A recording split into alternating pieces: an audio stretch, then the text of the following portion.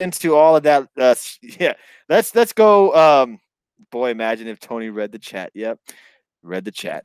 All right, so let's jump right into Raw because Raw itself was. Oh boy. I don't know what Raw was last night Didn't we because just talk about the highlight of Raw already? basically we did. Well, we didn't touch on the whole Dean Ambrose stuff, but Oh yeah. I mean, it just seemed like Raw. Let's start with the beginning of Raw, which was going to be a tag team battle royal, not to find out who are going to be the next number one contenders, folks. This was to find out who's going to be the captain of Team Raw at Survivor Series. And we had, Chad Gable and Rude and the Ascension, the Revival, fucking Slater and Rhino. I mean, we had the whole Raw tag team division out there. Match starts, it starts to get going, and Braun Strowman comes out and interrupts the match. And I mean, you think WWE thinks highly of their thinks lowly of their tag division? Just put the nail in the coffin when you have Braun come down and eliminate every tag team member in that match. I mean, he took them all out and grabs the microphone, says, I want Baron Corbin. I want my rematch at with the world champion. And that's when we get the lovely Stephanie McMahon. She says, she says, you better give a damn. Braun tells Steph to bring Corbin out here. And she says, I got a little proposition for you. If you are on Team Raw and help us get the victory, you can have your rematch at Brock Lesnar. I'm not sure when that would be, maybe at Royal Rumble.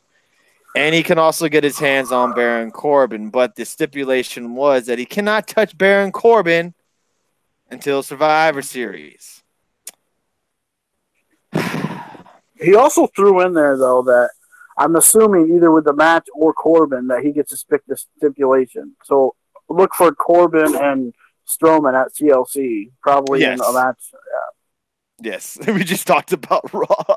I'm just going over a little bit of what happened in general. The only thing missing from the beatdown was Nicholas. Absolutely, Speeds. And that was funny because Speeds and the Benchmark, if you don't follow them, they're in the chat room right now. Good stuff. They're a good show. They go on live on Mondays and Thursdays. They made a good point.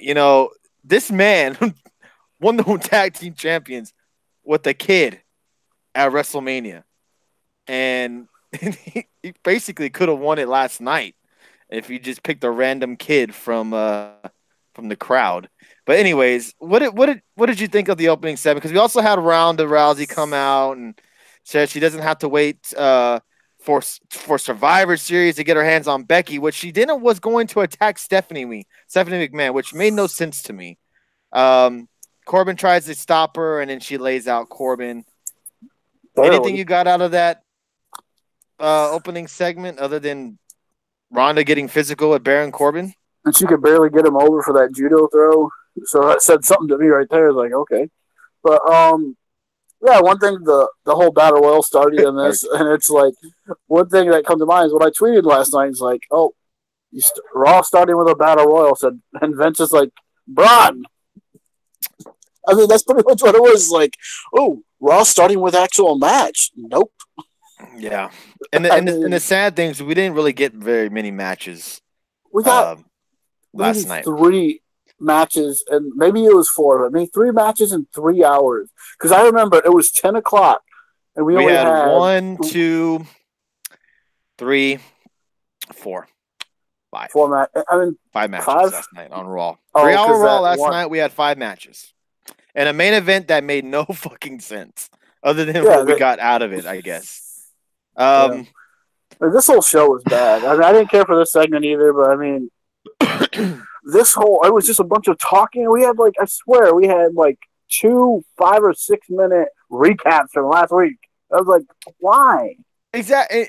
And Speeds made a good point last night on his show where you had Rollins come out there, you had Strowman come out there. You've had a numerous amount of people come out and say they don't give a shit about Survivor Series. They're more worried about what's going on Raw to care about, Rollins doesn't care about Nakamura. And then you got Lesnar not really giving a shit, and then you have Braun Strowman not caring about Survivor Series. All he wants is his world title rematch. It's like it doesn't have the hype and excitement No, it it had doesn't. last year because you had we had the whole invasion and shit like that, but at least the matches seemed like the people cared, like they were excited to face each other. It it just doesn't seem like you got Nakamura and Rollins first time ever, and you have Rollins come out to the ring and say, "I don't care about Survivor Series. All I Yeah, care I know. about is Dean He Ambrose." didn't do. I mean, they're not doing nothing to promote Rollins and Nakamura at all, and that could libely steal. Well, could have. I don't know anymore, but that could have stole the show right there. I mean, it still could, but I mean, you're not giving it no billing at all on the card. It's just like it's there, but we're not going to talk about it. I mean, why talk about a first time ever match? DX said it felt good when Raw ended at 11 on the dot. Speeds because it's one of the time that Raw and SmackDown fade. That's very true. Braun basically said he had no interest in the Survivor Series match. Shout out to Victor Connor for having the guts to go after Braun first. Look at Bob Aruski. That's like me giving credit to the Street Profits if they did that. You know how much shit you guys would give me in the chat room if I said that? Let's see what else. Let's see what. Well, at least the else? Ascension won tag team gold in NXT. They didn't have to go outside of NXT just to win a title. Yeah, that's true. Let's see. Nakamura is washed up, says the Gambling Horror 69. That's an interesting screen name.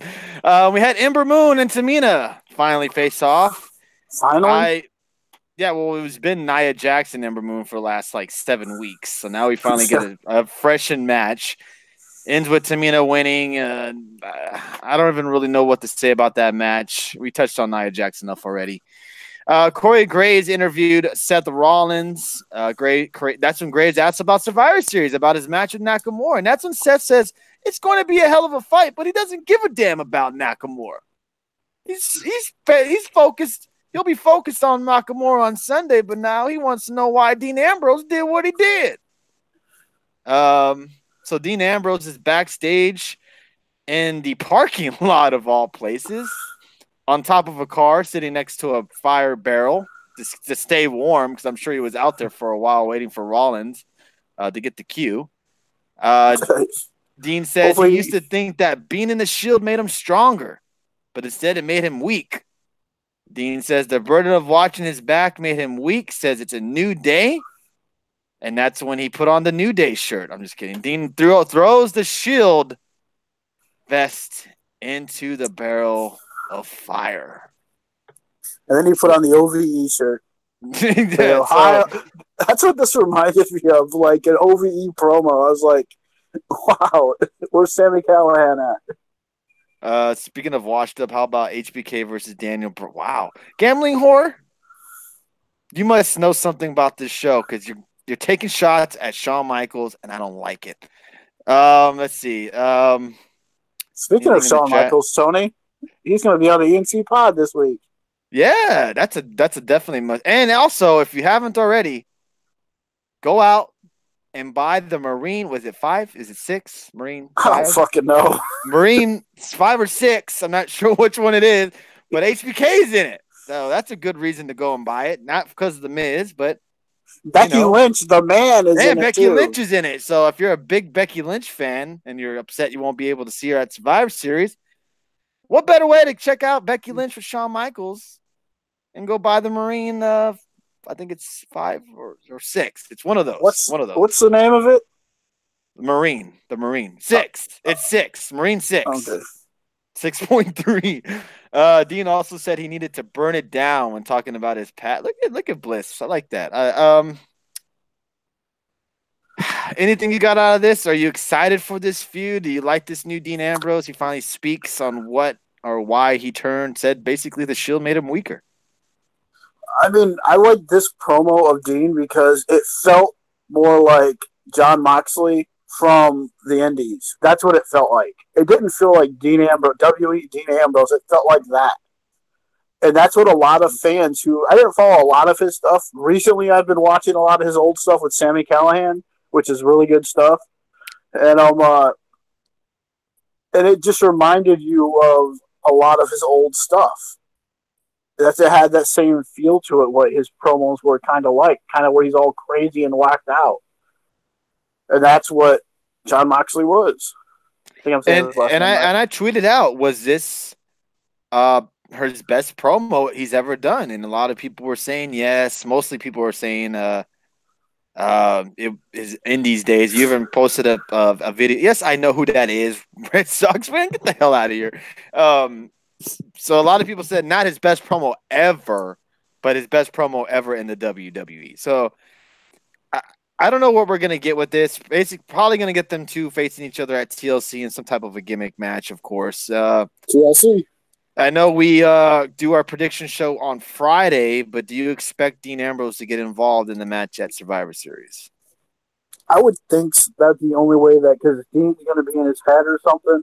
Mm-hmm. I could see his music hitting or something like that, and then Nakamura breaks his face. Hey, little knock America. Yeah, so again, everybody, thank you for joining us again. We're Get the Tables podcast. We're live every Tuesdays and Saturdays. Hey, speaking of that, Brock better invest in a cup. Oh yeah, Daniel Bryan, a little sneaky bastard tonight. So we're live every Tuesday and Saturday, but this week special edition will be live Friday, Saturday, and Sunday. Friday will be our prediction show. So Friday we'll predict all the Survivor Series matches, but we think will happen, anything, any special things happening, stuff like that. Saturday, War Games, predictions for War Games also on Friday as well.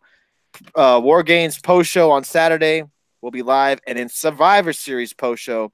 And if you feel like you want to call in on Survivor Series night and bitch or moan or even be excited about a certain match, feel free to call in. We'll be taking some phone calls as well Sunday night. So Dolph Ziggler took on Finn Balor last night in a refreshing new match. I'm sure these guys have faced each other before, but it's been a while. But before that, we had a Drew McIntyre promo. And he pretty much set his foot down as the top heel on Raw, basically saying this isn't going to be no more nostalgia, no more of these old guys coming in. He says he's worked hard for 18 years to get to this point in his career, and Raw is his show now. He says there will be no more nostalgia acts, and on this show, there's no room for weakness. And it looked like he was kind of giving a little bit of a hint to say that Dolph Ziggler is one of the weak guys to me. That's what it seemed to me. Because he's one of the veteran guys there. So it'd be interesting when that does happen. Don't know what to respond, Brian turning heel. I'm just like, what? Yes, we'll touch on that. And Tony, there's some damn good episodes of Impact coming up. What's up, Brandon After? Welcome to the show, Texas Kid for Life. Yes, Impact.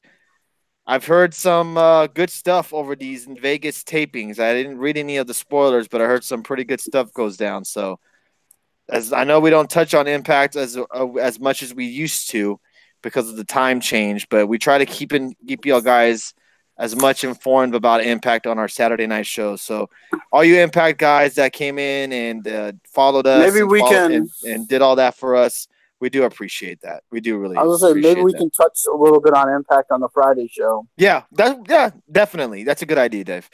So finally, we got Ziggler versus Finn Balor. Finn Balor gets the win. Any thoughts on this match? Other than Tony tweeting out, "Oh, Finn Balor for 205 Live." No, not exactly. Really. Like what? I get it, folks. None of you guys want to see your precious Finn Balor on 205 Live, but goddamn, do you want him to get wasted away on Monday Night Raw? Because we all know what this is going to end up happening. He's going to end up facing Drew McIntyre and get the living shit beat out of him. And the thing with Finn Balor, and I love Finn Balor, he's a great wrestler. He needs a gimmick change. The smiling act needs to leave. I'm sure Vince McMahon says, "Hey, go out there and smile at least 15,000 times when you're on camera," because he's crazy. He smiles. I'm sorry. What? I was just saying, isn't it crazy that he's almost 40? Finn Balor, really? He's 30. He's 37. Really? Yeah. Wow, that's fucking impressive. Yeah, he was Uh, born in '81. that's crazy, dude. I thought he was a lot younger than that. So did I. I just That's assumed pretty he was insane. too. Wow. Yeah. Wow. Well, props to Finn Balor for finding the fountain of youth. Jesus Christ. Balor's a snooze fest, same match over and over and over. 205 isn't big enough for Balor's bulge. Only the big show's important. Oh, that wasn't PG at all. That was funny. Why did you curse him when you praised him? I'm not. Look, I cursed. Well, I didn't mean to curse Finn Balor. I put the Finn Balor curse on him when I praised him for that first week that he was doing something, and then and after that it seemed like he went downhill. But yeah, he needs something. And 205 Live, I mean, goddamn, that would totally revamp that show, honestly. And a lot of people's gripe at Finn Balor is how do you take him serious with his, you know, stature of being small and all that stuff, you know? It's not believable for him to go out there and beat a Braun Strowman, even though Shawn Michaels beat a Vader or whoever else, Undertaker or Kevin. You know, it's not like small guys have beaten big guys before. That's what I don't get. I hate when people do that comparison. Like, I don't see how he can beat Brock Lesnar. Look how small and Tony, it's all because they're playing up the small.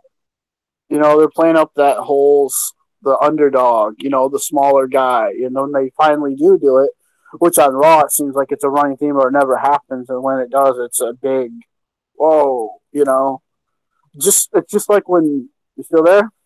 I'm good. I'm just reading the All chat. right. Finn Balor versus Buddy Murphy. Woo! That would be a great match. Go It ahead. I'm was sorry. funny when I was listening to the intro tonight, and they said Daniel Bryan is 210 pounds. I'm like, oh, he's like five. He could be on 205 live.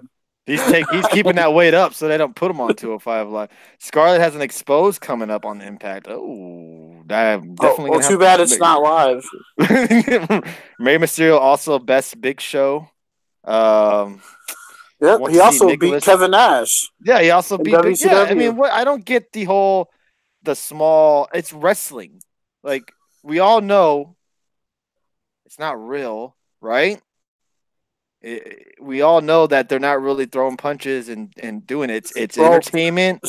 tell that to Nia Jax. Some aspects of it is real, of course. We all know that, but it's not supposed to be unbelievable that a Balor can go in there and beat Brock Lesnar. It's not because it's wrestling. Anything could happen. That's what those roll ups and those fucking small packages are for, you know, and shit like that. I mean, come on, people. I get it. We don't want to see Balor beat Brock Lesnar. It's probably never going to happen anyway. So why so much people worry so much about it? I don't get it. Yeah, it's Vince Russo, and I'm gonna touch on Vince Russo one more time too. As hey, what's up, Tweeps? How you doing? Long time no see. Godly.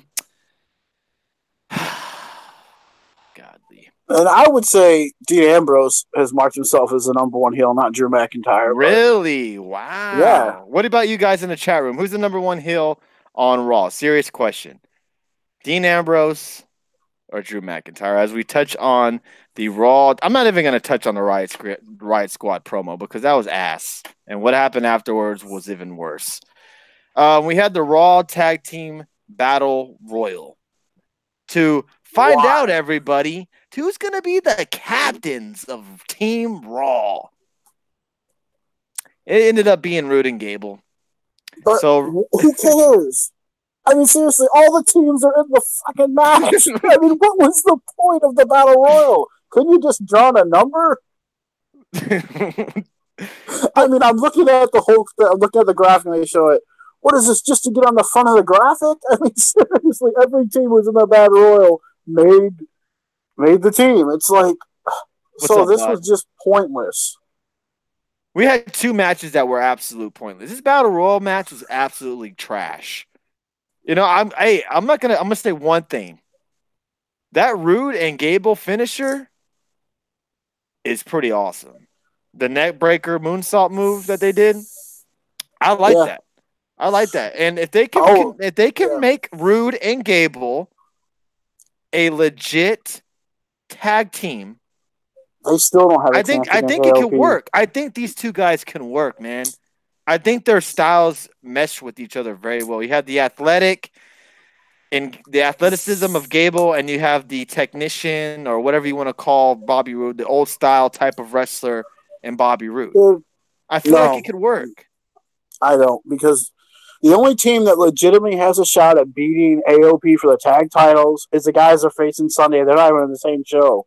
Sheamus and Cesaro are the only legitimate team that actually have a chance to beat I actually thought you were AOP. gonna say. I thought you were gonna say Lucha House Party. I was. I Yeah, thought you there were we gonna go. say Lucha House House Party. Party. I mean, like they're some. That's the what is. Okay. What's the deal with the Lucha House Party?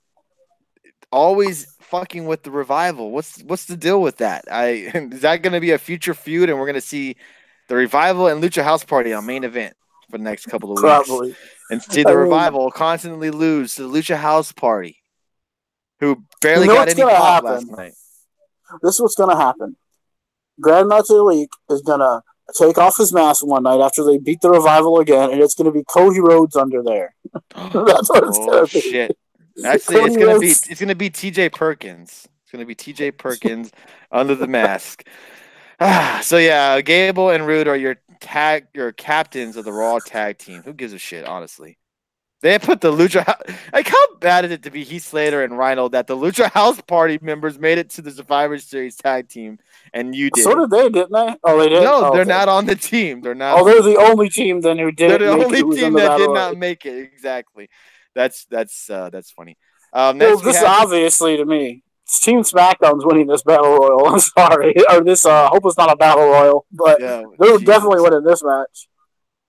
Next we had the Brock Lesnar and Paul Heyman segment. Paul Heyman does his usual stuff, hypes up Brock Lesnar. Paul says Braun worms his way back into the title picture and congratulates him. And he congratulates AJ Styles for his 1 year title run. Says this Sunday AJ Styles will take the beating that a WWE champion would be getting. He said there is no one that Brock wants to take to Suplex City F5 and beat more than AJ Styles. Well, that changed tonight after what he said in Well, the sorry, opening Brock. promo of SmackDown Live. We were supposed to forget that he said that. He's about to say that this is a spoiler, but we get fucking Jinder Mahal. Out of everybody to come down to the ring, we get Jinder Mahal to try to find his Brock's inner peace. You know, Brock wasn't going to take that shit and ends up almost killing the Singh brothers. And then F5's Jinder Mahal outside of the ring. Anything out of this? The Google it bitches was pretty good too. Yeah, I that forgot was to pretty mention funny. that. I mean, this was. After listening to that again, it was funny because he wants to beat AJ Styles more than anybody. It's like, well, I mean, oops. I feel bad. And Brock's gonna have a bad day then because he doesn't get to beat up AJ Styles. Yeah, I don't. I think Brock's week's ruined because he's not going to be able to face AJ Styles at Survivor Series. Apparently, oh my god. So apparently that's why they did all that and to change everything. I mean, they went out there and they changed it all. Something happened sometime today that they decided, AJ, nope, sorry, we'll get there. But I'm just saying we'll get to that part. I think we kind of had a feeling. Well, not kind of had like I have a feeling maybe why they did it. Silky will be recording my revival reaction on Sunday. Oh god, Bobby. That's gonna be good, Speeds. Can't wait to see that. So next we had Bobby Lashley taking on Elias. Lashley. When are they gonna come out with Lashley t-shirts? I just want a t-shirt that just says nothing but Lashley's last name on it. Can we get that done, WWE, please? Can we get a Lashley ringtone? Can we get a Lashley something? And you can make that yourself, Tony. You know that, right? I want Leo Rush to say it. Nobody says Lashley like Leo Rush. All right. I know, but you could record Leo Rush saying it and put it on your phone. That is true. That is true. So we got the final spot on the line between Bobby Lashley and Elias, and Bobby Lashley picks up the win with a little bit of help from Leo Rush. You got to rewind a little bit. You want to talk about when Lashley was just showing his ass to the crowd? Is that what you want to talk about? I want to talk about when Elias called Child Protective Services. That was so funny. Oh yeah, that was good. And these guys have been working good. And Bobby Roode corrected me last night when I tweeted this, but I stand ground. Leo Rush has been gold on Raw. He has been absolute gold on Raw. And the pairing of Bobby Lashley and him, whoever made that idea up, if it was Dunn or McMahon or whoever, props to you guys because it's been working. It's Well, been it was working. all Vince. It's all Vince because all the flexing and all that—that's like a Vince thing right there. And If then you ever him listen to doing Bruce he's Pritchard's basically podcast, doing Ace Ventura out there and showing his ass. All you had to do is actually move his cheeks and he would be doing Ace Ventura out there. He's just showing his you ass to the fans because that's what he thought of Kansas City. I was like, you've listened to Bruce Pritchard podcast where he talks about where he does Vince says Hogan must pose, and to me, all I'm thinking about is Vince is screaming in his ear like Lashley must pose. oh yeah, definitely. That's the Vince thing right there. So hey, good for Leo Rush to be a really high on Vince's list because that's a great list to be high on. Absolutely. Thank you for inviting your followers, JT. Leo Rush is absolutely not overrated. Adam Baum, you need to chill your horses there. He is not. You can think he's annoying on the mic and all that. When you watch him wrestle, he's unbelievable. Yeah, he's pretty good. And if it wasn't for him being so athletic, that throw outside of the ring for him to get into Bobby Lashley would not have happened if he wasn't so damn athletic. And Bobby helped him too. I'm sure, but and Leo Rush is getting a lot more interaction inside that ring. Maybe we get a match with him and Lashley later down the line. Who, Leo? Yeah, that's like a tag match or something, Oh, I thought you meant against him. I'm like, oh man, that would be interesting. Chill your horses after. I'm making up new fucking terms here. Elias is over. He was over as a heel and face. Exactly. And I'm kind of curious to see how this works with Elias because he was great as a heel. I'm curious to see how he does when he does a top heel, like an Ambrose or who could you throw out there for him? You know who he kind not of on the show right now? Kevin Owens. Lashley. You know who Elias has kind of reminded me of a cross between. I can't compare him to them, but how he would come out and interrupt people and make them look. I guess maybe like when John Cena would do it back in his rap gimmick. Mm-hmm. Back in the day when he'd come out and interrupt some big star, even like Chris Jericho as well too when they would do that. Just the comedic stuff right now. But how long can that last until you need to be taken serious as a top star? You can how only long take till we so see far. Elias turn into a rapper? Yeah, there you go. Bobby sucks in the ring, says Brandon After. Brandon After, he's actually pretty good, man. He just hasn't had that match yet that has really, that's that Bobby Lashley. Man, in Impact, his last couple of months there in Impact Wrestling, he was throwing out some pretty damn good matches. It's just he hasn't been even matched up against someone. Yeah, him and Rude were killing it. The first, remember Lashley and Reigns? They put on a pretty damn good match a couple of months ago. Yeah. So Lashley can go. He just has to have, the right partner in the ring with. Be honest, Tony. What did you think of Lashley's ass? I just thought it was awkward. Like you just have him bending over in front of everybody, showing his ass. I mean, props to Bobby Lashley for being comfortable enough to do that. I'm not sure if he's going to be doing that every week. Vince probably sits back there laughing. This is funny. Oh, Vince was back there chuckling his ass off. Come on, Vince. Of course. I did. Red Sox fan, you better shut your mouth. All right, so let's get to the absolute pointless main event. We have Alexa Bliss come down and say, all right, well, we have Nia Jax, Tamina, Mickie James, and who else is on their team? Her, right? No, she's not on the team. It's Mickie James, Nia Jax, and Natalya. That's right, Natalya. Which is weird as fuck, but okay. Right, exactly.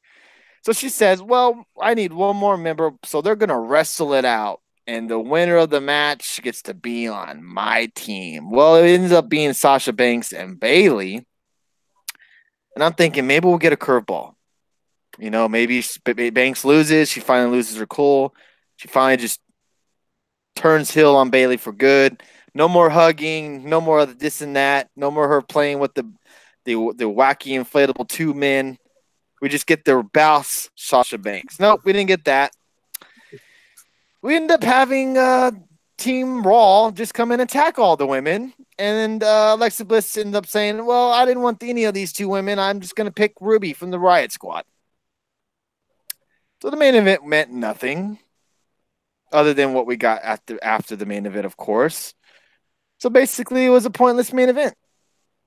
Yep. I mean, you know what I thought? I think a lot of us thought this too when you're seeing this. I thought she was going to pull her hair down and say, "It's me. I'm this new." That's what I thought. Yes, I thought she was going to say that. Yeah. I thought so as well. And to me, it's weird how they're doing this. And yes, oh look, they gave us the match a lot of the fans have been wanting to want to see Sasha versus Bayley. They're main eventing Raw. This is cool. This is some people were comparing it to Trish and Lita finally main eventing Raw, and then they give you that. Like, it's like, haha, you thought you were getting something, but nope.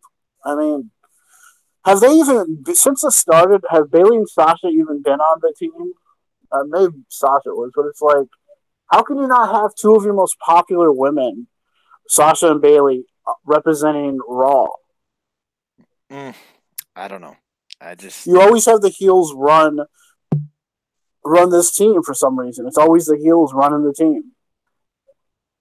Yeah, I didn't care for the main event. I thought it could have been a lot better. I thought they could have performed it a lot better. It had something better than what they had. It just, yeah. I didn't touch on the Ruby. Good, but yeah. Bliss apparently suffered multiple concussions in a short time, so of course she's not wrestling. Why the hell is she dressing up like Stephanie McMahon? Alexa Bliss looked like she was the GM of Raw last night. The way she was dressing and talking and all this stuff. You might as well just make Baron Corbin and Alexa Bliss the GMs of Raw, for God's sakes. Go back and look at Sasha's face when she was coming to the ring before that match. Oh, okay. I'm guessing it wasn't a good-looking excitement face. She probably knew this was pointless, and we're going to be doing all these moves for nothing. She had this look like, fuck this noise. Okay, I got to look that back. I didn't touch on the Ruby Riot promo because it was kind of how about that heart attack finish that they tried to do and they messed it up completely? The heart attack finish was bad. Yeah. It was. I mean, she didn't let her go when you're supposed to, so it kind of, hopefully, I'm sure Natalia's okay, but hopefully she didn't get really hurt about it by now. Alexa Bliss having those is she kind of like the Daniel Bryan right now? They're kind of really being cautious with her head concussions and stuff like that. They don't want to. I mean, to that extent, I mean, I think in general, I would say more Paige is like the Daniel Bryan situation, but I see what you're saying. I mean, yeah, I think in general they're trying to be more cautious with the women wrestlers getting hurt, and that's another reason we're probably not seeing Becky Lynch. I mean, it really, if you want to have anyone to blame for this, stuff like this, and it's a good thing, but it's the Chris Benoit situation. That's why it's happening like this. That's why they're making these wrestlers. Yeah, and also in the football too as well. With football as well, but I think they're very very cautious with those head injuries. Yeah, but with the stuff that happened with Chris Benoit, that's why they're really doing all this because because after how they almost went, I heard said that they almost went under after this whole. They didn't know if they could recover from the whole Benoit situation because it looked really bad on the WWE's part. And you hear all these post concussions, how many concussions he went through and had, and they never stopped and did any kind of protocol with concussions any of these wrestlers. So now I think that's the main reason a lot of this is happening because of that. Oh, DX makes it. I've seen a lot of people kind of make this kind of not prediction, but saying that it looks like Alexa may take over Corbin's job after Survivor Series because DX in the chat says Stephanie will fire Corbin after Survivor Series and hire Alexa as the new GM of Raw. If you've ever had a concussion, you know how painful they really are. Yeah, I'm sure I've never had one, but I know they're no joke. And, no, I don't. After seeing the way the teams are looking, I would more or less now say that Raw wins that. Honestly, because the way you look at it and how it's built right now, unless they go year by year, this year's Raw wins. This year's SmackDown They could, wins. if you want to go the route of Stephanie firing Corbin and hiring Alexa, that could work because she could fire Corbin and hire Alexa because she was successful with her team, and she seems to be very high on Alexa Bliss as well. Backstage, she's talking to her and stuff like that. So we'll see. We'll see what happens. So to sum up Raw in a rating, Dave, everybody in the chat room as well. We went over Raw pretty much. We touched on the Becky Lynch and all that stuff at this beginning. We'll get more into it on SmackDown Live. But your thoughts of Raw in general, what would you rate it? I mean, there was two good parts of the whole show, in my opinion. Those Dean Ambrose promo, not Seth Rollins, but Dean Ambrose, and then the whole brawl at the end was really cool. And the stuff backstage when she took out Ronda's arm and Ronda sitting there crying and all that, yeah, and that was great. But there was hardly any wrestling on this show, and I want to see some wrestling. When I tuned, yes, I get we don't need 3 hours of just wrestling, but you know what? I tuned into Monday Night Raw to watch some wrestling, and I didn't get no wrestling last night, so it doesn't even get a rating. Wow. Okay. Damn. Okay. Let's go to the chat real quick before we move on to SmackDown Live. That's Red Sox said rumors is Bliss won't wrestle for a long time. What about you, Tony? What do you give it? I'm gonna give Raw last night a 2. Like the non-wrestling was a big factor. I agree with you on that. Y'all better get used to seeing Alexa Bliss in dress clothes. She's not going to wrestle for a while, says Little Zay. The Hills always run Raw, period. That's when Speed said go back and look. Bliss apparently suffered. All right, I think I cut up on everything. All right. Speaking of Wyatt, have you been seeing of his tweets lately, Dave? Yeah, but I don't really understand them. Yeah, he's been throwing out tweets during Raw too. It's very interesting. Let's see. Are you gonna what's the word? Translate them for us? Yeah, right. Bliss gives Raw a 1 star. Truth and Loyalty at 3. Bob Ruski 2.7. Tony, I can tell you that concussions can affect you longer than you think. I'm not even joking. Oh yeah, I believe you, man. I'm sure. Depending on how, and you saying that she's had multiple ones, I would be surprised if WWE even lets her wrestle again. The way that it seems that she gets concussions so easily, and you would think she can't really do much in the ring if she's getting concussions like that. So I would understand you on that. Hey, Tony, Becky is Daniel Bryan to Ronda's. Becky is a Daniel Bryan to Ronda's Batista. Do you agree with that? I don't. No, I wasn't surprised that Daniel Bryan beat Batista. It was a triple threat. I get it. But to me, no, because maybe in fans' eyes, but when you look at it overall, I don't think Becky was going to win, even though I wanted her to win if she was in the match, because WWE sees nothing but cash in Ronda. That's all they see. Absolutely. Yeah, the millennials comment by Ronda Rousey was so fucking stupid. We're going to touch on that. I'm the opposite. Adam Austin says, I give Raw 4 stars because he's all about the drama. Okay.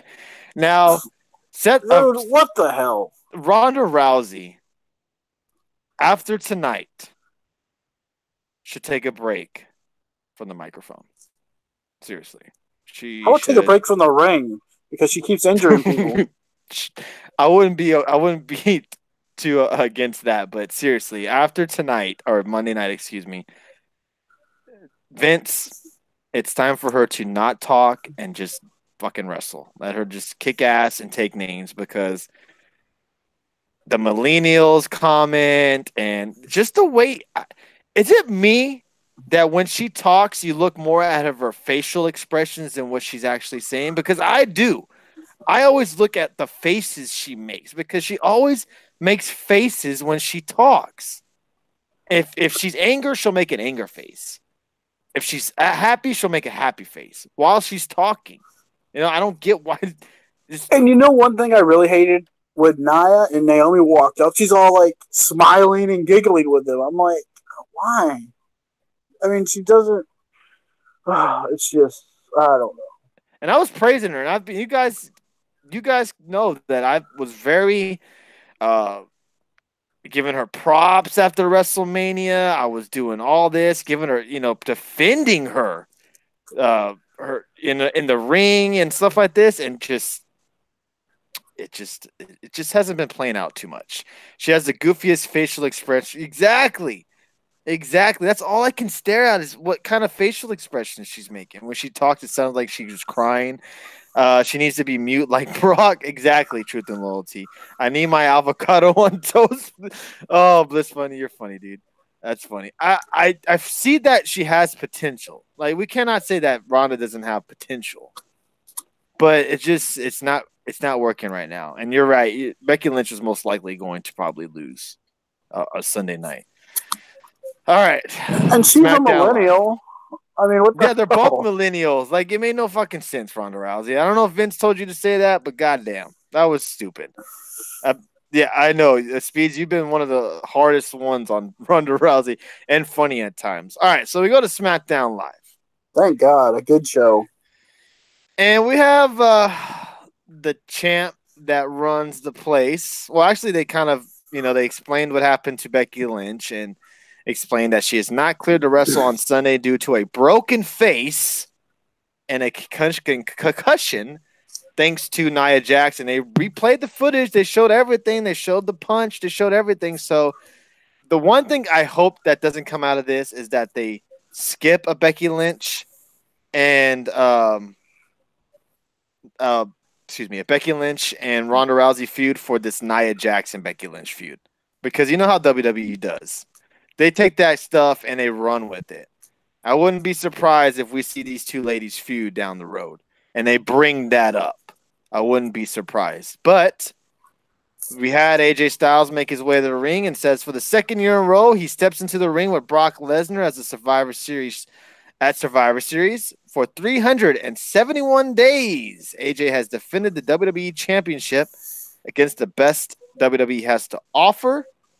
He has done it on television and at house shows, and he has faced dream opponents who have taken him to his limits and nightmare opponents who have threatened his family, and he has defeated them all except for Brock Lesnar. AJ says he has a second chance. Most don't survive to a second chance, but he will, and that's when we see Paul Heyman come out. And this is when it got kind of weird. Okay, I love how everyone says Brock is good for business, yet bashes Ronda and says she's terrible because you obviously don't watch what you're seeing on TV. Texas Kid for Life. If you don't see the value that Brock Lesnar brings into WWE, then you're foolish. And I'm not saying that I'm happy that he's champ, but I get why he's champ. And if you don't, then you don't see the bigger picture. Exactly. Brock was promoted to come to Raw. You can say so was Ronda, but you know what? 9,000 more people watch Raw last night. It's not double standards. Like, what are you talking about? It's not double standards. You're not making any sense. You make zero sense, for one. If you want to argue that Brock's never on Raw, that's fine. But what Ronda does in the ring is trash, what we're getting right now. At least when Brock Lesnar performs, he does a pretty decent job for the most part. She doesn't bring this. She brings the same value. I don't get that. I don't think she does. Brock brings more value than Ronda. What are you talking about? What are you talking about? That's just insane. She's more value right now than when Brock's not on the show. That's why she's a center point on Raw for the most part. I mean, she's a draw. But when Brock's on the show, who do they promote? Who do they talk about the most? Who's in the main event spot? It's Brock. They're both draws, exactly. But who's the bigger draw? Hello? Goodness gracious, you do not see this. How do you not see this? Golly, how do you not see this? Really? How do you not see this? So Texas Kid is lucky. Paul comes down to the ring. Says he came here tonight because on the premiere show in WWE Raw, he told AJ the entire WWE universe there is no one that his client wants to fight on Sunday more than AJ Styles. Paul says it's because when you think of the greatest in-ring performers in WWE history, you talk about Ricky Steamboat, Ric Flair, and who else did he mention, Dave? What was that other name he mentioned? Daniel Bryan? No, what was that other name? He named one more person when he was talking about the greatest in-ring performers. I don't know, but who did he? Shawn Michaels. Thank you very much. And you, And the who else W, did he mention? and AJ Styles. He mentioned AJ And Styles. and He did eventually mention Daniel Bryan. He said, this close to being as good as the number one, Daniel Bryan. We all know we are never going to see Brock Lesnar versus Daniel Bryan. And that's when the little antennas in my head started clicking. Okay, something's going on. Something's going on. Because you just wouldn't just mention Daniel Bryan out of nowhere. as the best wrestler in the world. As the best wrestler in the world when we all know that's Shane McMahon. He continues and says, but he wants to mention how it will be an honor for him to have the best seat in the building on Sunday when Brock steps into the ring with the second greatest performer in WWE history. Speeds, you need to calm down there, Speeds. Those are all just rumors and innuendos, you know. Until I hear those words out of Sean, I'll believe it. All right, come on now. All those are rumors and innuendos, as Conrad would say. Then AJ gets the mic and says he knows that Paul is trying to get under his skin. Says he has nothing but respect for Daniel Bryan and says he didn't just beat Daniel Bryan, he made him tap out. Says he didn't forget last year when Brock won. Says he walked out with his head hung high. Brock may have walked out with the victory. Oh, wait, no, he limped out, said AJ Styles. That means Brock is vulnerable. For 371 days, AJ says he has gotten better at tapping people out. For 371 days, Brock has become more vulnerable to tapping out. Ooh, those are some tough words from AJ Styles. And that's when we get Daniel Bryan finally interrupting this whole promo and says, basically, you know, I had respect for you. And, you know, I told you also that I've been looking for a reason to punch you in the face. And if you mention my name one more time, I'm going to do that. So Daniel Bryan took some energy drink or something and just came out there with a bolt of energy and anger and punched AJ Styles eventually in the face. They started going at it. Shane McMahon, the best in the world, comes down and breaks him up because that's what the best in the world do. Broke him up basically single-handedly. I mean, Shane McMahon is just unbelievable. Hey, Adam Pearce was out there too. Yeah, Adam Pearce was out there, but who was really breaking up that brawl? It was Shane McMahon, the best in the world. So Shane McMahon, best in the world, ends up making the match for later on tonight. Main event: AJ Styles taking on Daniel Bryan in a rematch for the SmackDown Live World Title. And then on top of that, to make things worse, and to me, this kind of spoiled the ending of SmackDown Live. They took Daniel Bryan out of Team SmackDown and just made The Miz the sole captain. So I'm thinking, why would you do that for? Other than maybe Bryan winning the title, they should have said, hey, if Bryan wins, he's out. But if he loses, he's back on the team. Yeah. But no. They have him taken out. Miz ends up filling his team up. But what did you think of the opening segment of SmackDown Live last night? Tonight? Yeah, it was really a hot start. I mean, Heyman showing up, everyone's expecting Brock to show up. And so it was really cool to see Heyman on SmackDown again. And then mentioning Bryan, you know, like you said, that to me is like, okay, why would he be mentioning Daniel Bryan? I mean, that just made no sense at all. So, I mean, and then the whole situation where he said my name again, and he's like, what do you mean I can't say your name? So I can't tell everyone I just wrestled the greatest technical wrestler ever? I can't tell them who your name is? I mean, that was, whoever wrote that, I'm like, are you serious? That's what you're going with it? It's like he was scared or like, oh, I want to say your name, buddy. I mean, it's just like, whatever. So, you're saying, Daniel, if I go up to someone and say, you know, my favorite guy that I wrestled all year was Daniel Bryan, you're gonna punch me in the face? Like, come on, man. You know what? I think there's some collusion going on here. I really do. I mentioned it further on the air. Shane and Daniel are buddies. and they're buddies. I mean, all of a sudden he breaks on in the back. Fine, WWE title match tonight. Cool, it's gonna happen. I mean, it's like people talk about Shane turning heel and what we've seen at the end tonight. Sorry, spoiler alert. I mean, it would not surprise me if we kind of see a Daniel Bryan and Shane where Shane is his corporate top guy. Oh, God. You know, that's his guy, Daniel Bryan. So that would not surprise me to see a little corporation type thing. You know, when The Rock was the leader of the corporation type. But I mean, yeah, I would not be surprised if we're going this route. We keep hearing all the rumors of Shane turning heel, and I mean, and all of a sudden, look what happened. I mean, heck, it was definitely a hot start. It was fun. See how this go down. I was shocked. I think a lot of us were because what's up, Pittsburgh Joe? We did not expect to see another WWE title match just days before Survivor Series. Like, it happened last year.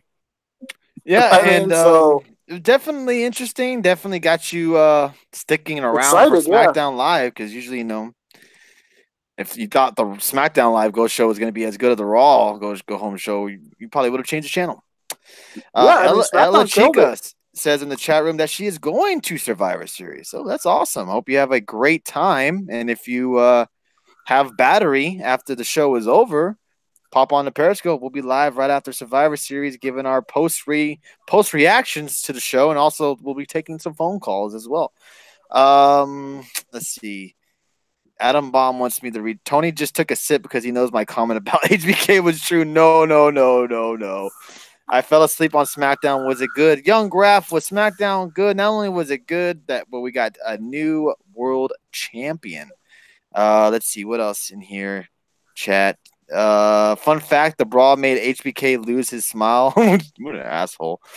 AJ is better than Daniel Bryan. Bryan should be in U.S. title picture. Okay, all right. I'm surprised Raw did not invade SmackDown. Yes. Yeah, we were talking about that too today.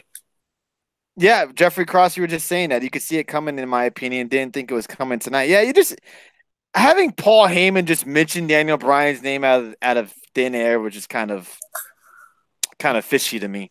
With all the problems Daniel Bryan has had injury wise, why put him in a program with Brock? And this is my reason why I think they did it. Do you want to save it, or do you want to?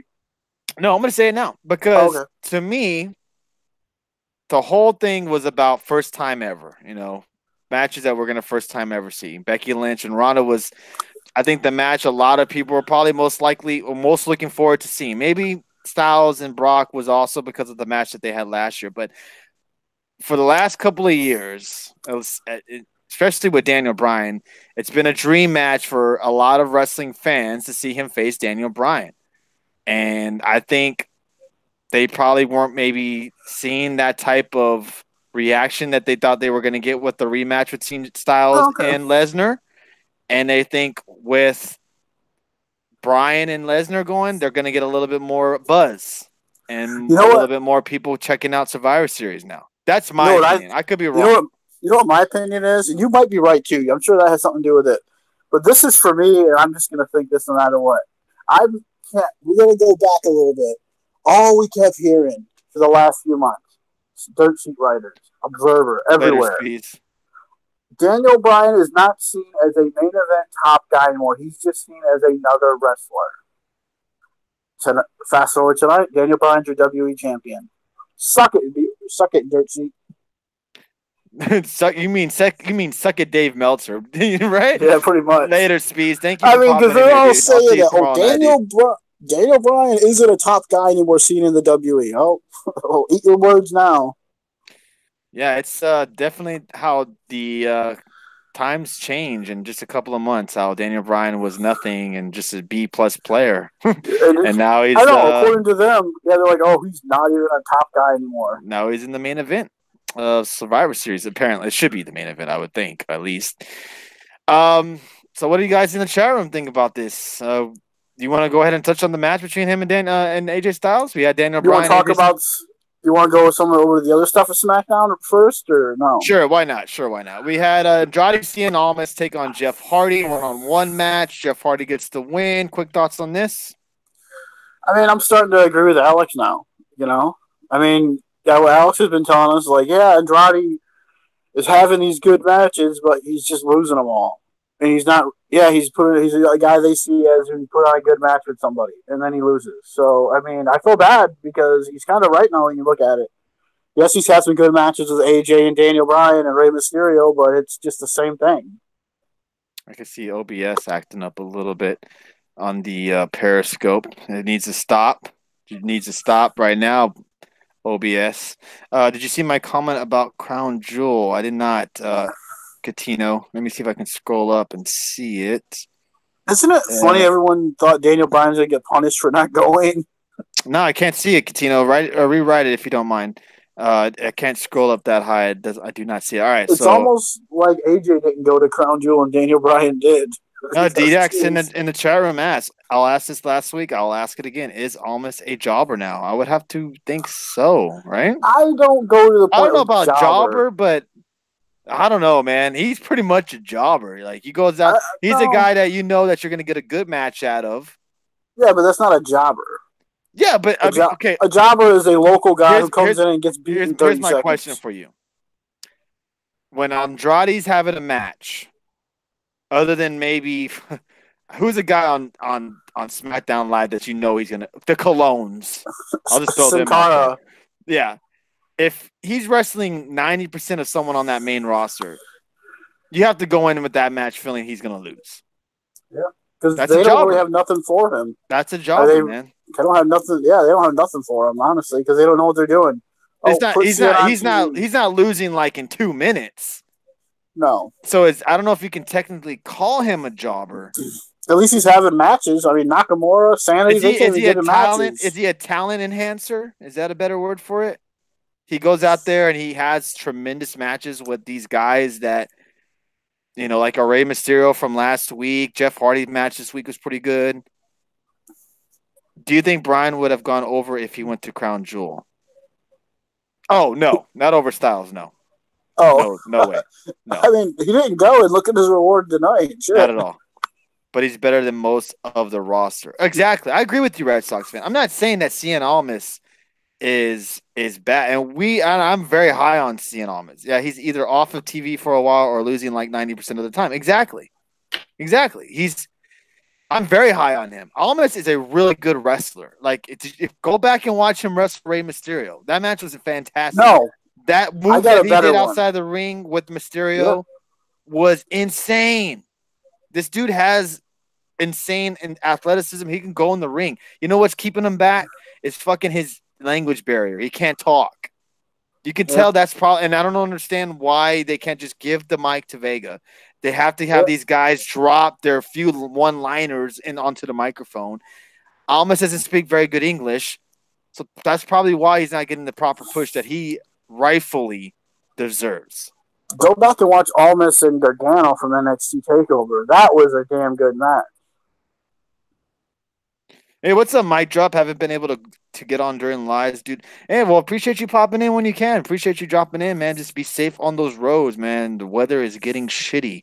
And so just definitely be safe out there. Yes, he is a star.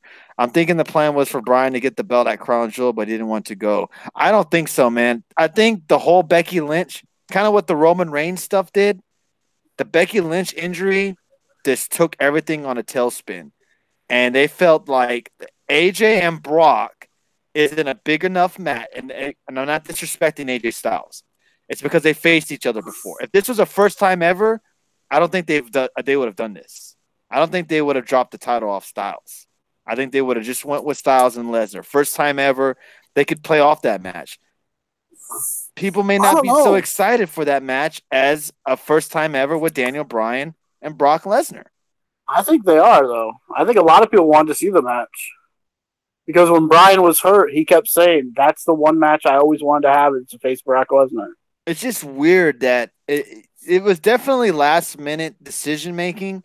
It's just weird that they have Styles drop the title because either one's ticket sales weren't doing good and they feel like this match will kick up the ticket sales in the next few days.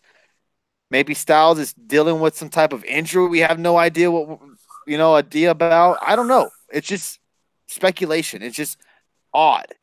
Or maybe Daniel Bryan and Styles is going to be the money feud because after the match, what happened? We'll get to that because we're already. Did we talk about the shitty, disrespectful crowd? Yes, we're going to get to that. Also, we had. Let me pull up this because I don't want LBS. A 6-man tag. 6-man tag. Anything you want to touch on that? I enjoyed this more than the Battle Royal. Well, on SmackDown Live, even though their tag division shitty, they still take their tag division seriously. You know, at least that. Yep. We had a few backstage stuff with. Thank you. With the tag teams, and we've seen all the tag teams we wanted. And when you look at those tag teams in SmackDown, you look at the ones on Raw, it's like, this is the worst Raw versus SmackDown tag team matchup ever. On paper, because look at all the teams. I mean, on paper. Sanity. Not saying that any of these guys aren't like Sanity. We all know how good Sanity is, but the way that they've been portrayed on TV, they're a bunch of joke tag teams. And I no disrespect to the Ascension, no disrespect to the B team, but Jesus Christ, man, these guys lose every match they're in most of the time, and we're expected to think that they can go over and Yeah, I mean, you got the New Day, Usos, just even the Colognes, but I mean, the Colognes, the fucking Colognes who are never on TV. Like, they're never on TV. They're not even like a fucking cameo. They're not on TV ever. Ever. And we're just throwing them into a tag team match. And there they are, the Colognes. Yep, pretty much. And then we had the stuff with Nakamura, which I'm sure that's a Bob Brewski match. Yeah, B team are former champs, but do y'all really call the B team a credible tag team? Back in my effing day, we had tag teams. Yep. This is not tag teams, man. This is just, and like when on Thursday night, you guys, I was on the Speeds and the Benchmark show, and Silky made a good point. All these tag teams, most of them are just random guys picked and put together. For the most part, some of them work, like a Cesaro and Sheamus, but most of these tag teams are not established tag teams. They didn't come up from NXT to the WWE, like that. There's a few. The Revival, look how they're getting treated. The Ascension, look how they're getting treated. It's bad, man. I mean, overall, when you just look at SmackDown's tag teams, are way more legit than what you got on Raw. Yeah, Styles is off the pay-per-view. I don't get it.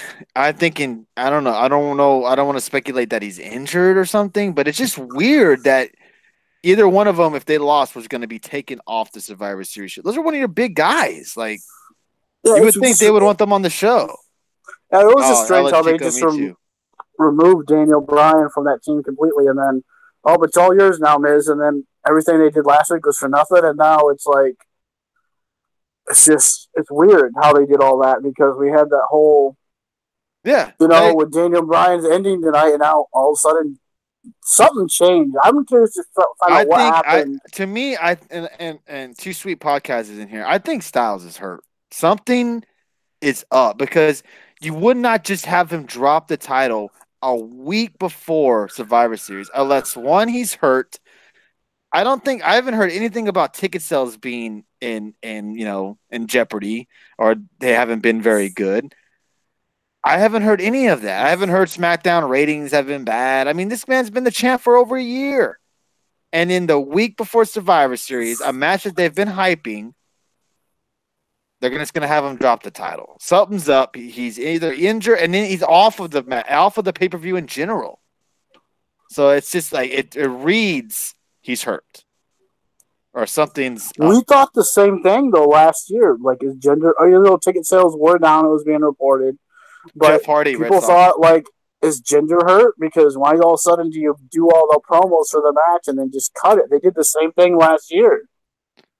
That's a good thing. DX Styles is not hurt. They didn't want AJ to lose to Brock. Could this be their way of transitioning AJ Styles to Raw, to where Yeah, I He can see that. goes to the Royal Rumble because remember, everybody, he's in the mixed match challenge, and I'm not sure if he won or not tonight. I don't think that really matters because of how it is. I think it's 2 losses. I don't know. I haven't been keeping up with it, but they did announce that the winners get the 30th spot in the Royal Rumble, the men and the women. So maybe their route of going this year is Roman Reigns is out.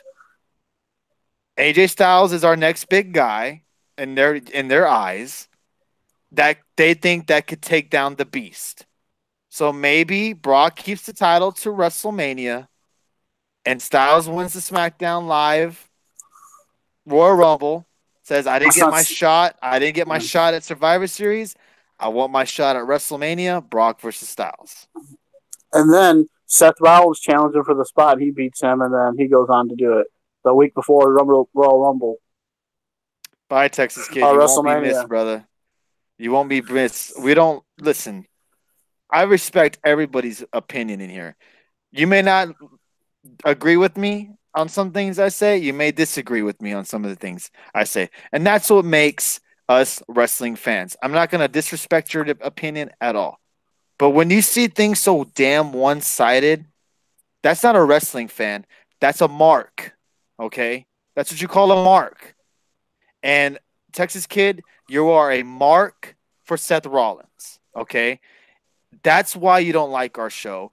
It's why you call our show stupid, because we're not on here licking Seth Rollins' balls every week. We talk how we want. We like we want. Our opinions are ours. If you don't like it, don't watch the fucking show. That's all. That's all we have to say. Yes, I'm a WWE fan. I'm sorry, Red Sox fan. Let me clarify that. I'm a WWE fan. You know, if we're not going to come in here and praise Seth Rollins 24/7 because you want us to, Texas kid. That's what you want us to do. And then hate Brock Lesnar because that's what you want us to do. If you don't see the bigger picture of why Brock's the champ, that's a you problem, not a me problem. Sorry, everybody. I just had to add the quick little rant before we go on with SmackDown Live. All right. Anything else? Oh, we had Mysterio take on The Miz. The Miz, instead Loses. of, Daniel Bryan was taken off the team, obviously, and was replaced with Jeff Hardy. I don't know why, not Rusev or someone, because it seemed like the team was being built around heels. Because after he said that, he said, I want Rey Mysterio off the team. He was a Daniel Bryan to pick. I want to pick my own guy. And then Paige says, well, you want that to happen, you have to face Rey Mysterio, winner. If you win, Miz, Rey Mysterio's off the team. If Rey Mysterio wins, he's still on the team. You know what's funny Rey about Mysterio wins, and he is still on Team SmackDown. But after that, we had Randy Orton come and attack or try to attack Rey Mysterio, and ends up accidentally RKOing The Miz. What's your thoughts on that? What was funny about this is last week. Who did Daniel Bryan want on the team last week? Jeff Hardy. And now, I want Jeff Hardy now. I want Jeff Hardy on my team. So I don't want Ray because Daniel Bryan picked him. He picked Jeff Hardy last week, but Joe won the match. So it's like, to me, Randy Orton should be on this team. How is Randy Orton not on Team SmackDown? I get it. And since the Miz lost, he should be off the team.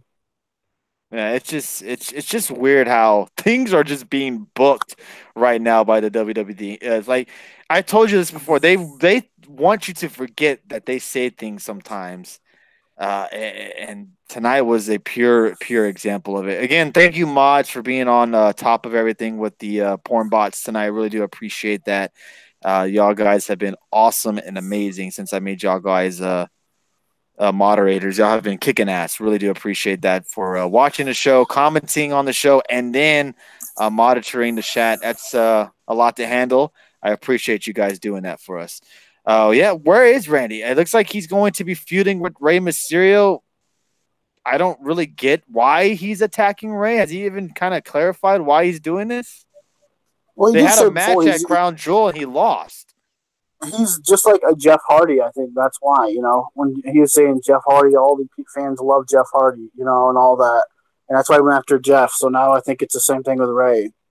Yeah, except for you got muted, Ella Chica. But I quickly had that fixed for you right when I saw that happen. And Red Sox fan was quick on that to unmuting you, so I appreciate that. Something pretty interesting dawned on me. It is a fantastic thing that Becky is out for Survivor Series. I think it is too, because honestly, if they work this right, Becky and Ronda could main event WrestleMania. I honestly think they could main event WrestleMania. Do you think that?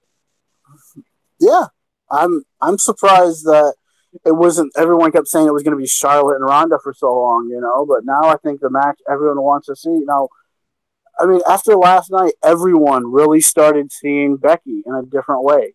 After she did all that, and she proved everything. Because and those promos they were cutting on Twitter, on Raw and SmackDown the last few weeks have been amazing. And now we don't get to see it, so that's just going to make us want to see it even more. Mm-hmm. And how crazy would it be if Becky Lynch, because we know Ronda's still going to be the champ, if Becky Lynch enters the Rumble, Women's Rumble, which we know they'll have it again, and win it and challenges Ronda for the title. See, now have they? I don't know. We don't have Dr. Alex in the chat, so can't talk to him about this injury situation. But how long is Becky going to be out for? I'm wondering, is she going to be at TLC? Is she going to be able to wrestle at TLC, or is she going to have to vacate the title? Is what I'm wondering. Luckily, she's not going to have any type of surgery as of yet. They said she has a fractured face. That's pretty much all they said, and a broken nose and a concussion. I'm curious to see how long she's actually out of in-ring action, and I think if they want to go that route with Ronda Rousey, you have Becky Lynch out and show up at Royal Rumble, win it, and then challenge Ronda Rousey at WrestleMania. Yep.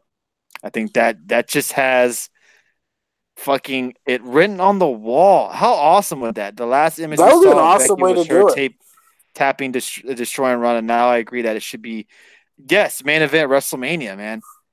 I put last night, Becky Lynch has arrived, because that was Becky Lynch's moment right there.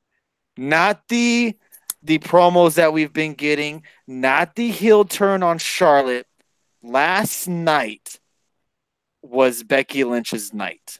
When you go back and look in Becky Lynch's career and her one of her top 3 moments, that's going to be one of them. Her bleeding, her going into the crowd, her fucking just taking it all in. That is her grabbing those brass rings and taking off. I'm serious, man. That was just an amazing moment. And I'm not trying to compare her to Stone Cold, because I saw those comparisons. I'm not trying to compare her to the Attitude Era or anybody like that. But it was, though. It was just like it. I think she made herself last night. And I really think the comparisons to Austin are not fair. It's just not. But if you want to go Attitude Era-esque, sure. But I just think that last night really caught eyes on Becky Lynch. That you weren't a fan of her. I think you kind of are now. I think you could. I'm not saying she's Austin, but the way she came out there, by herself, like, I'm here to kick all your asses. I mean, it felt like when you had like DX standing there and Austin's out here to walk out there and beat all their asses. It seemed like something like that's what it kind of reminded me of. Like, I'm here to kick all your asses. I don't care. That's what it felt like. And I was like, man, this is her moment right here. But yeah, also tonight she had to come out and announce her replacement, which ended up being Charlotte. Yeah, so like you see on the screen, it's going to be Charlotte Flair taking on Ronda Rousey. Singles match, no title on the line, at Survivor Series. So are you okay with this match being the replacement? I mean, who was it going to be? Carmella?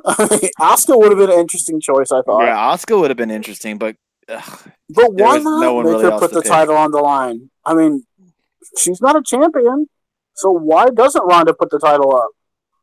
Yeah, Bob Ruski makes a good point, and so does Mike Drop. Concussions have one serious serious side effect, he meant, with bright lights and sound, so I'm shocked Becky was out. Yeah, I think the concussion wasn't that bad since they let her walk out there tonight. I agree with you. I wonder if WWE will use Ronda to punish Nia at TLC for hurting Becky. That spear, though, looked like last night. It looked like it had a little something extra on it. Because even Charlotte tonight was a little emotional about. I was about to touch on that, DX, because a lot of people I saw on Twitter we're giving a little bit of gripe to Becky Lynch for hugging Charlotte Flair. It's her What did you best think? friend. What did you think of that? It's. I mean, I didn't care because it's her best friend anyway. I mean, come on, we're really supposed to. Did everyone really truly believe Triple H and Shawn Michaels really hated each other in real life? They just hate each other for. No, I mean, come on. I mean, they're friends. I mean, do you think all of a sudden it's TV? It's a TV show. I I think I don't have a problem with it. I think the injury really played a part to it because you could Yeah, tell Charlotte looking at Becky wanted to cry. You could tell Charlotte was and kind she of even started emotional. to in the back. Yeah, so you could tell that seeing Becky like this and seeing that uh the probably the emotional tear it's taken on Becky because this match probably was her WrestleMania. You know, this was being built up to her versus Ronda. She's the man, you know, and she's been, you know, has all this momentum, and then all of a sudden, one punch to the face just destroys it. And I'm sure if emotions were running high and seeing Becky like that, having to, you know, give up a match to Charlotte was probably very emotional. Probably the hug Yeah, was and probably a little bit over needed. It probably wasn't, you know, needed. You could have probably saved that to the backstage area. I don't have a problem with it because it's like it's But also the same thing. it wasn't a fake moment like Too Sweet said. It No, it was was a real. legit, you know, kick Ronda's ass. You know, I can't do it at the moment. Yeah, I and didn't mind it too much. yeah, I mean it's her best friend. I mean, we all know it's her best friend in real life. Do we actually believe they still hate each other in real life? No, they don't. I mean, it's a show. It's Raw versus SmackDown, and everyone's going to complain about that. I'm sure people complained about it last night. Why are heel and faces teaming up to beat up heel and faces? I mean, it's all about your brand, and you're going against that. And of course, Charlotte was probably upset about it too. That Becky's losing her moment, like she's Right, been yeah, getting. it's her best Yeah, friend. She wants to see them succeed. It's like when you have your best friend do good in work or whatever have you. You want to see them do good in life, and when things go bad for them or they hit a tough road, you know, you're gonna be emotional with them, especially if you're by them side when they've been on the good times and the bad times. I don't have a problem with it. You know, it's not like it's a fake injury, and then we could be like, you know, it's and also I saw someone tweet about this, and it's a good point. They could be gearing up for that four horsewomen match. well, isn't it a little late now? Because there's Well, not I going to mean, be no point in it it could now. always still happen. It could always still happen. It doesn't have to be at a Survivor Series. They can have this match at any pay per view, Yeah, and this could be kind of, you know, kind of feeding to the feud later down the road where, you know, this is mentioned. yeah. It, I mean, I want to know: did anyone see Lana trying to give a forearm to Dana Brooke? Because it's no, all over Twitter right now. With Lana's forearm moves, she's not even hitting anything. It's like it's a botchamania moment. It bless really her is heart, bless her little because heart, man. it's so bad. Bless Lana's little heart there. Bob Ruski says props to Becky staying in the moment and finishing the segment Monday, knowing she had a concussion. Yeah, Absolutely. You know, I've never been punched in the nose like that. Maybe some people have. I haven't. I can only imagine how it felt to not only get clocked like that, but to have your nose just fucking just nothing. It was a waterfall of blood, and then continue what you have to do in the match. It's it's insane. It's insane. What happened? Did I miss something? I see people laughing. I must have missed something. It seemed like a legit moment. However, yes, with Bailey and Sasha, now Becky, will we see the four horsemen? Yeah, there you go. Mic drop. I don't know about this weekend. Maybe. Do we see them this weekend? this Do we weekend. Oh, you see? mean, Do you think we'll see Charlotte and I'm sorry, Sasha and Bailey at Charlotte's side? Kind of. or maybe they're just sitting in the crowd because they don't got no reason else to be there. That would be interesting to see if they did that kind of thing to have maybe Charlotte and Sasha and Bailey be kind of their support for her since Becky can't be there. You know, that kind of a thing. So, what else? What else? What else? What else? Oh, the main thing, the main event. of SmackDown Live. WWE title on the line between AJ Styles and Daniel Bryan. Daniel Bryan picks up the win, and not only does he win, he freaking snaps. Yeah. He basically turns heel. After the match, he attacks AJ Styles, cementing himself as a heel. I don't think you could say it any No, different. also the stuff he did to the kids. If you turned into mixed match for his little walking out, he was even getting in the face of some of these kids. Oh shit, Daniel Bryan. He must have drank some bad fruit juice or something, because this is a different Daniel Bryan. I love it. But Daniel Bryan picks up the win. I love it. I mean, I did not think we'd see a heel Daniel Bryan, and I just loved it. I was like, wow. I didn't know if they were booing him, and the match itself was good. It really was. They got about 20 minutes to go out there and have a good wrestling match, and they did, and it was fun. I mean, and when the referee got kind of bumped and Daniel Bryan kicked AJ in the nuts, I'm like, could they have made shit. that ref bump any more goddamn obvious, though? Like, everyone, I was like, oh, Daniel Bryan is standing right by the ref bump coming up. Now, and the ref didn't even fall over right, but yeah. I was hoping for a Brock Lesnar interference. I'm not gonna lie. Like, I would have Not been just cool. that. I would have been cool if Brock just went down there and F5 both of them and just left. I would have been all right with that. But yeah, Daniel Bryan is your new champ. He wins with a little bit of a help to a low blow. Seems like low blows are loved in the WWE. Is Daniel Bryan a resident of Knock America? He might be. He might have his green card. Let's be real here. Face Daniel Bryan was still that. I agree with you. Yeah, it was. I agree with you. It was. I mean, and no one thought a Daniel Bryan heel turn would actually happen because he was so over with the crowd. And he was, no matter if you say he was stale, he was still over with the crowd because the crowd still, but he got booed. And when Daniel Bryan was trying the heel thing before, even when they turned to do the nose stuff, was kind of a weak version to do it. But I still think at some spots, Daniel Bryan is still going to be cheered. He's going to be one of those guys. But man, I didn't think we would see this because all these dirt sheet writers say Daniel Bryan is only a mid-level guy now. He's not good. He's not seen as a top guy anymore. So that's one reason I wanted him to win this match so bad. I was excited for this match, and I enjoyed it. So there you go. Yeah, Daniel Bryan is your new SmackDown Live World Champion. Jeffrey Cross says in the chat that Bryan, he's heel Bryan from ROH. So I've never watched Daniel Bryan in ROH. I will not lie to you. I never watched him as a heel in ROH. I watched him a little bit before when he was leaving, right before then. Too Sweet Podcast says, I'll say this much: 2018 may be the most emotional year in all of wrestling. I'm going to give this dude a follow. I agree with you. It's been a very emotional year in wrestling with all what's happening and just craziness, man. The last month of wrestling has just been chaotic, especially in the WWE.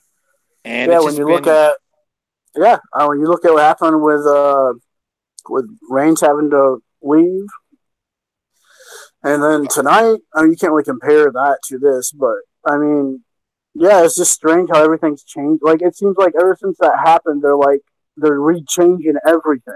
You know, it's like they're changing up everything again, and it's just like they're scrambling to change stuff. And for them to turn Daniel Bryan heel, I was shocked. So, I mean, maybe they're trying to go a different direction.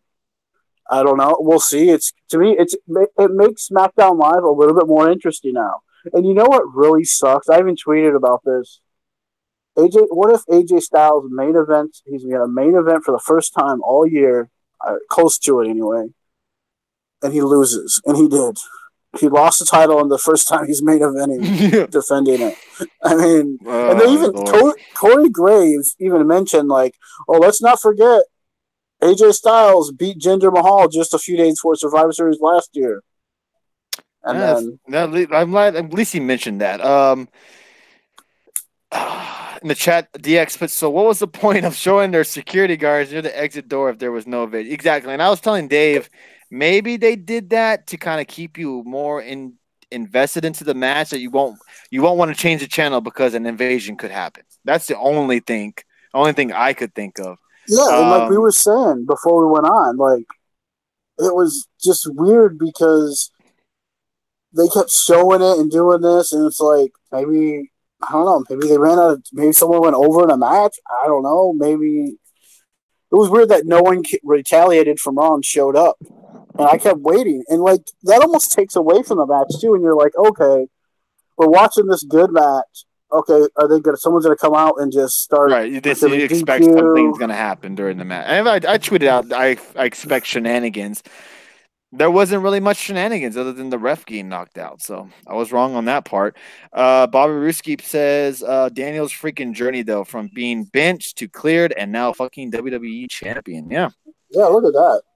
Quite a ride for Daniel Bryan the last couple of months. Yeah, him and Cass went on different paths after their little feud. Yeah, the Too Sweet Pod puts the old no swerve. Yep, there you go.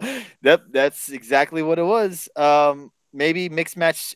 That's what we were thinking too, Mike Drop, that maybe they finally attack the Raw team on the mixed match challenge, seeing that there's Raw people, Smart SmackDown. We've heard something online. We would have gotten, now? I'm sure someone in the chat room, or we would have gotten something, a notification on our phone that something happened on the mixed match challenge. That it's interesting. I think that if you want to ask my honest opinion, I think maybe there's two options here. Styles is hurt, and they don't want to risk him getting either further injured against Brock, or the possibility of they don't want him to have a second loss over Brock, and they want to continue that rematch possibility. I honestly think that Styles is going to win the Royal Rumble now and challenge Brock. I just feel like the writing's on the wall there. Two matches have the writings on the wall. The YouTube channel has, at least I seen it a minute ago, that it has Daniel Bryan taking photos of the title. There you go. Thank you. Oh, nothing happened in the mixed match challenge, says Jeffrey Cross. Appreciate that, man. Really do appreciate that. And thank you for the over 2 view. We had over 2 viewers now watching us, but we had about 3 or 4, 5 viewers earlier. Appreciate you guys popping in on the YouTubes. All right. Before we end tonight's show, because we've gone a little bit longer than usual, because I guess with everything happening tonight, what would you give Raw? I'm sorry, SmackDown Live as an overall rating? Overall, I think I'd give it a 4. Wow, even with the title change, I'm surprised you didn't give it a 5. Okay, fine, I'll go 5 because we got a new champion and everything else. I mean, how often? Well, we've seen it last year. How often do you see a new title change on free TV? Or are they saving Styles to move to Raw to replace Roman as a new title? I think that's a possibility right there, Mike Drop. But see, then you're gonna get your Rollins lovers in here and say that Rollins deserves to be the top man, and I can't disagree with you on that either. I can't disagree with you on that. One thing happened on the mixed match challenge, and that is Asuka tapped out again to Charlotte. Wow. So AJ wrestled too, plus Asuka taps out again. You know why they probably did that? To show, ooh, I can make you tap out now, Ronnie. I mean, I guess you gotta have Charlotte look strong going into face Ronda Rousey, but God forsaken, poor Asuka. Poor Asuka, poor Ember Moon. Oh my goodness gracious. All right, everybody. Kind of sad to leave that on a sad note, but don't forget, we'll be live again on Friday, touching on Survivor Series and WWE NXT War Games. I think a lot of people. Oh, AJ didn't wrestle in the mixed match challenge. Who took his place? No, I'm guessing he didn't even get in the ring. I'm guessing. Is that what you're saying, okay. JT? AJ didn't wrestle. Jeff Hardy took his place. Oh, wow. Okay. That's interesting. See, doesn't that play more to the injury storyline? Like, it's just weird. Well, he did just get his face kicked in after the match. That's true. That is true. But that's just weird. Like, usually he still wrestles. Like, that wouldn't be a problem. That's just kind of weird to me. Thank you, JT. Thank you. Who else said that? Thank you, DX, for letting us know that in the chat room. Appreciate you guys. Man, y'all guys are the heart and soul of this show, man, with y'all's information. I really do appreciate everybody that comes out here every single night we're live. And thank you for the moderators again for getting away from those porn bots that come in here and disrupt our channel. We need a women tag title belt and make Asuka and Moon as a team to win. Look at Mike Drop. Fist bump to you, my friend. You excited for War Games, Dave? I mean, I'm looking forward to seeing what happens there. It's Okay. the War Games match mainly, but yeah, I mean, I look forward to that. I'm interested in more. I didn't think I would say this. Yes, the cage match would be awesome, but I'm more interested to see Daniel Bryan and Brock Lesnar now this Sunday. That's going to be interesting. Well, I'm sure a lot of people are, and I think that's what WWE wants. And I'm sure if Vince McMahon heard you say that, he'd have a big old smile on his face. Don't forget, on Friday, we'll be doing our live Survivor Series and NXT War Games prediction show. We'll be going live probably 9:30, hopefully no later than 10 Eastern. So just hope you guys can join us in on both of the predictions. Just going to laugh at the dirt sheet saying Daniel was going to be punished. Remember that, Bob Aruski, when we were talking about that? How many shows ago was that? That Daniel Bryan was not sought out as a top guy anymore. I think you said F off Dave Meltzer earlier. So uh, enough with the Dave Meltzer talk. But yeah, it's Friday, SmackDown and War Games. I'm sorry, Survivor Series and War Games predictions. Saturday, live right after NXT War Games, everybody. So don't forget to follow us on Periscope, follow us on the YouTube, follow us on the Twitters. It's right above my head right here. Would really appreciate you guys following us on Twitter and following us on YouTube. We have 90 subscribers on YouTube, everybody. We finally hit the 90 subscriber mark. We would love to hit 100 subscribers at least by the Royal Rumble time. It's a lot harder to get subscribers on YouTube than it is followers on Periscope. And we would really appreciate you guys just popping on there, maybe leaving a comment or just subscribing to us. I would really appreciate that. We will be doing a Christmas giveaway, everybody. And I'm talking, this is going to be no regular Christmas giveaway. It's going to be gift cards, T-shirts, everything you can imagine. It's going to be in that Christmas giveaway because for our thank you and for all of your support that you give us each and every week. SoundCloud is coming. I just got to download the Audacity app, the recording system or whatever software. There you go. And then once I have that up, we'll be running. So I'm hoping to have all that up by Sunday. So our first SoundCloud entry will be for Survivor Series. So we really do appreciate everybody coming in here. So if you haven't already, subscribe to us on YouTube so you can get into that Christmas giveaway. We'll be doing it probably the week before Christmas when we'll be doing our giveaway. And it's gonna be awesome. We'll be live during the Christmas. Remember when didn't we go live during a Christmas? Wasn't it Christmas something? I can't remember. When is Christmas fall? Year? When is Christmas fall this year? Wow, yeah, Christmas Day is on a Tuesday, everybody. That's gonna be interesting. So we've been live for the last 2 years, live every Tuesday. Could our streak be in jeopardy on Christmas Day? Tune in and find out, everybody. I don't think it will be, but we'll be live throughout the rest of the week, live with you on Saturday and on Sunday. So we really do appreciate you giving us your support tonight. We had over 2,000 viewers tonight.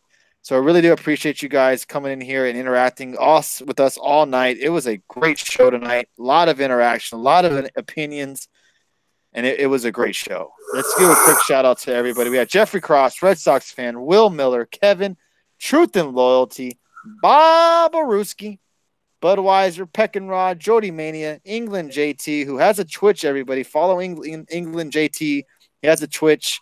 Go support him. Adam Awesome, as always, thank you for your support. Brad, Ella Chica, Mitch, Mike Kenobi, and don't forget, Ella Chica, have a great time at Survivor Series. If we don't see you Friday or Saturday, have a great time at Survivor Series. Hope it's a great show for you. And if I didn't say hi to you in the chat room, it's because I couldn't see your name. So wave or say hi so I can give you the proper shout out for your loyal support. WC Miller as well. Thank you for joining us again. Thank you for everyone who gave us Super Hearts. England JT, Jeffrey Cross, Speeds in the Benchmark, Gizmo, Dr. Huge, Reezy, and Michael Berry. Thank you for those Super Hearts. Really do appreciate you guys with those. Dave, we'll be wrapping it up right now. Any last thoughts into our Friday prediction show? Hey, it's going to be interesting to see what happens this weekend. Got some good stuff coming the rest of this week, too. So, I mean, Yeah, Impact's in Vegas, so that should be fun to check out. You just don't want to reach out. No, on Periscope, I don't know if you guys used Periscope before. It tells you who's in the chat, and then after you hit a certain enough amount of people, it just says like 10 more viewers. And I can't click on it and say, "Hey, thank you for going." Mic drop. There you go. Thank you for joining here. Appreciate you coming in here and throwing us some support, man. That's real nice of you. All right, guys, it's wrap up time. Thank you guys for joining us. I think we all know what today marks. It's a special day for a lot of people. If you are a Eddie Guerrero Eddie Guerrero fan, he passed away. How many years ago was it, Dave? I can't remember off the top of my 13. head. I'm sorry? 13. 13. 13 years ago, Eddie Guerrero passed away. So I think it's only right to end the night with some Eddie Guerrero. No Latina Heat, no WWE theme music, but Eddie Guerrero's old throwback WCW theme music. We're going to end you guys with that tonight on the way out. So I hope you guys enjoy it. Please don't. 14 years, says Jeffrey Cross. 14. Oh, man, it's 14. I thought it was 13. Okay. No, 13, he says. 13. He 13. Okay. Yeah, it's been that long since since Eddie Guerrero passed away. We're going to end the night with him. Thank you, everybody, for the hearts, super hearts, the follows, the retweets, the sharing, everything you guys do for us. It fucking rocks. Have a great hump day. Have a great Thursday. And we hope you have a great Friday because we want to see you Friday night for our prediction show. From the Get to Tables, have a great week. And we will see you, everybody, on Friday. Thank you so much, everyone. And have a good night.